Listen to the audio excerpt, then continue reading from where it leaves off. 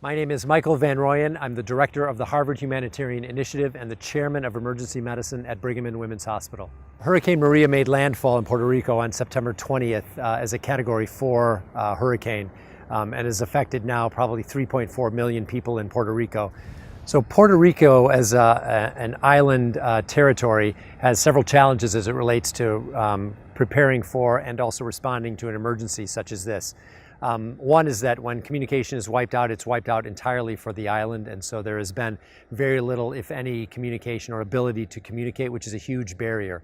Another one is the logistics of providing relief and supplies. There's blocked routes and transport routes, which are very difficult to negotiate. Finally, there's actually difficulties in just accessing services such as fuel for generators. All essential services are really under threat.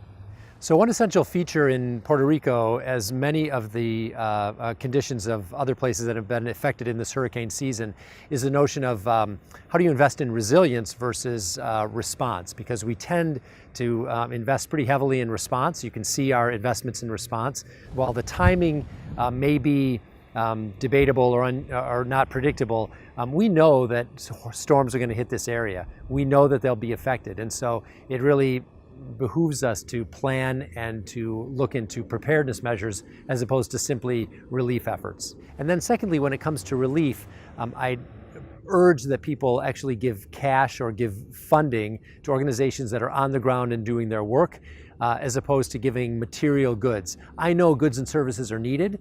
I know they may need food and water and fuel and medicines and supplies, but those are typically best resourced locally, and the organizations that need those are probably best served by having the funds to purchase them and get them. So aside from specific shipments that they've already ordered, generally for the public, it's good just to give funds to reputable organizations in the field.